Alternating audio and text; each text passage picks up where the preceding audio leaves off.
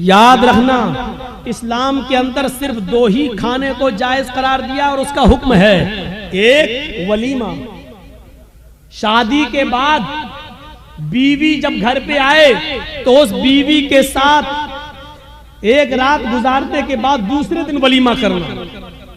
बहुत से लोग ये कहते हैं कि बीवी के साथ जब तक मुजामियत या हमबिस्तरी न कर ली जाए वलीमा नहीं।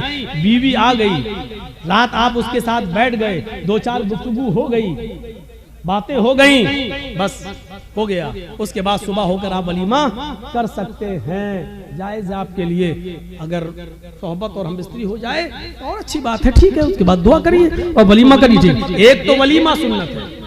दूसरी बात सुन लीजिए, लड़की वाले के यहाँ खाने का कोई सबूत नहीं है। जिसको चोर और डाकू बन के जाना हो वो जाए।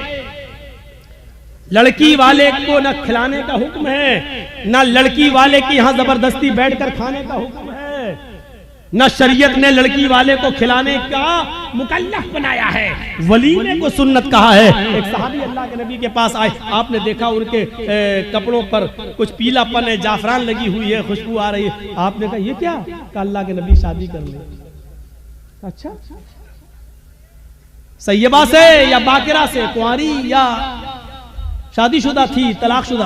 कहा अल्लाह के नबी बाकिरा तो नहीं है, कुंवारी, लेकिन हाँ एक बेवा से शादी की जिसका शौहर इंतकाल हो चुका। ऐसा क्यों किया?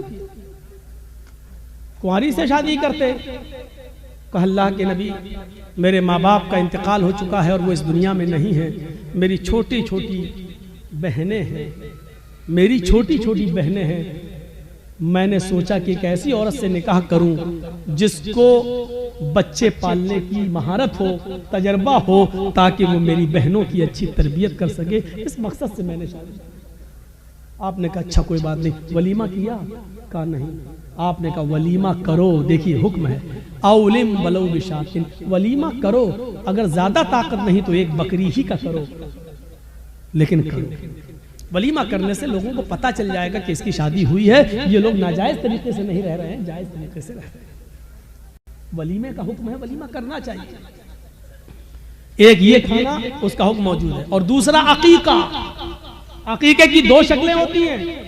2 शक्लें ये हैं कि 7वें दिन जब आप बच्चे का अकीका करें तो मोहल्ले के लोगों को आप बुलाकर अपने घर खिला भी सकते हैं, लेकिन मोहल्ले वालों को बुलाने के साथ साथ गरीबों का ख्याल रखा जाए। ऐसा ना हो कि सिर्फ अमीर आए और गरीबों को नजरअंदाज कर दिया जाए, क्योंकि गरीबों का हक ज्यादा है इसमें।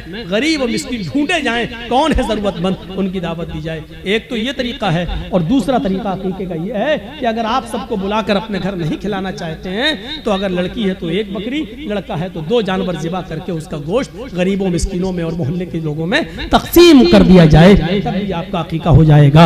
अपने घर खिला भी सकते हैं, ये एक अकीका। अकीके के अलावा, वलीमे के अलावा और कोई खाने का हुक्म और सबूत नहीं है हदीस के अंदर।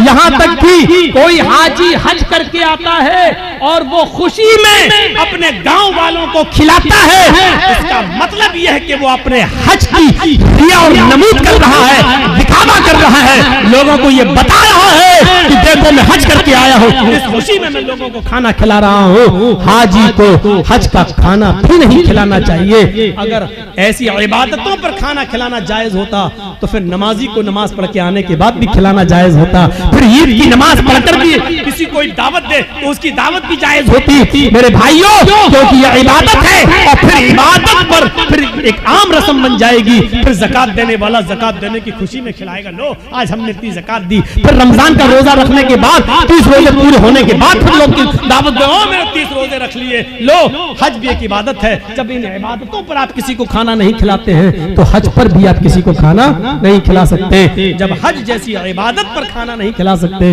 तो फिर खतने का खाना कैसे जायज हो सकता है? मेरे प्यारे साथियों, खतने का खाना जायज नहीं है, न खतने की दावत जायज है। हाँ, अगर अकीके वाले दिन ही आप बच्चे का खतना कर रहे हैं तो लोगों को अकीके की दावत दीजिए, खतने की दावत मत दीजिए। और ये कहिए कि हमारे यहाँ अकीका हो रहा है, अकीके का खाना खाइए। और मैं खतने का नहीं, खतने की अगर कोई दावत देता है तो आप उस दावत को रिजेक्ट करिए और उस खतने की दावत में आप बच जाइए, क्योंकि खतने की दावत में शिरकत करना जायज नहीं है। मेरे प्यारे साथियों, ये चंद बुनियादी मसाइल थे जो मैंने छेड़ दिए हैं आपके कहने पर, लोगों के बताने पर। मुझे उम्मीद है कि अब आपकी अक्ल में अच्छी तरह बैठ गए होंगे। हम अल्लाह से दुआ करते हैं कि बारे अल्लाह हमारी खताओं को माफ फरमा दे, गुनाहों को बख्श दे, हमारे अंदर ईमान की कैफियत पैदा फरमा दे, ईमान की ताकत हमारे अंदर पैदा फरमा दे। और फिर वही दुआ कि अल्लाह जब तक तू हमें जिंदा रख, इस्लाम पे जिंदा रखना, और जब हमारा खात्मा हो तो ईमान पर हमारा खात्मा फरमाना। वमा अलैना इल्लल बलागुल मुबीन व आखिरु दअवाना अनिल हम्दुलिल्लाहि रब्बिल आलमीन। अस्सलामु अलैकुम व रहमतुल्लाहि व बरकातुहू।